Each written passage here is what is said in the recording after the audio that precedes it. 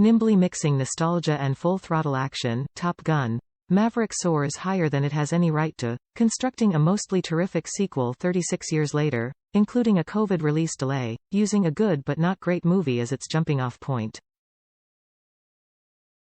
That might not be enough to take your breath away, but as brawny summer entertainment goes, it comes shockingly close.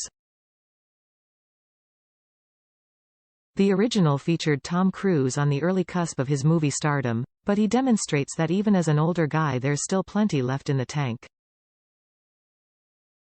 If you needed bookends for nearly 4 decades of roles, you could do a whole lot worse than this.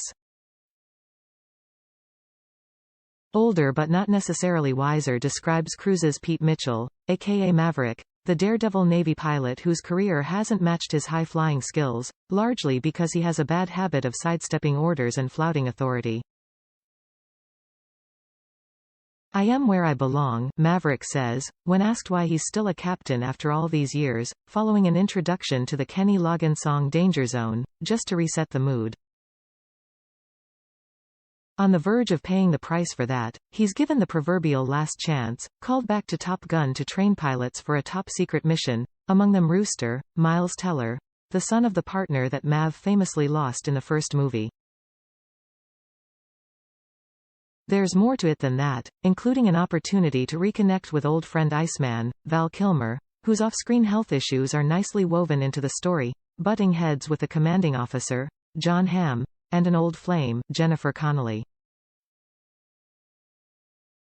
And yes, the film replicates the competitive jockeying among these hard-charging pilots, although the ranks have been expanded to involve more people of color and a woman, Monica Barbaro, who can more than hold her own. Cruise reunites with Oblivion director Joseph Kosinski, working from a script credited to a trio of writers, among them the star's frequent collaborator Christopher McQuarrie.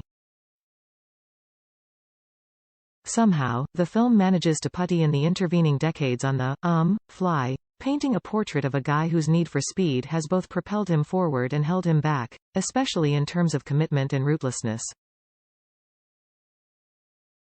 Even the seemingly tired plot of Maverick carrying around guilt over Goose all these years, and fretting about adding his kid to that wreckage, works unexpectedly well. Part of that has to do with the movie's emotional moorings, which are sentimental without becoming syrupy.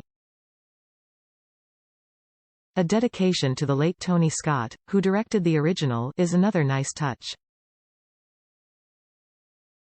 Still, it's called Top Gun for a reason, and the aerial sequences are visceral and effective, conveying the adrenaline rush and physical toll of hurtling through the sky as well as the mentality required to eagerly brave those risks. Somehow, Maverick manages to recycle those latter beats, with an exceptionally well-cast class of new pilots, and still feel contemporary, all while approximating the old-fashioned virtues of the kind of movies that flourished in the 80s but have found the theatrical skies considerably less friendly in recent years. Paramount waited a long time in order to launch Top Gun in theaters, and that bet seems likely to pay off.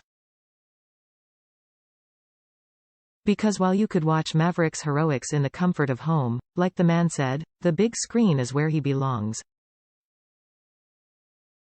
Top Gun. Maverick premieres May 27 in U.S. theaters. It's rated PG-13.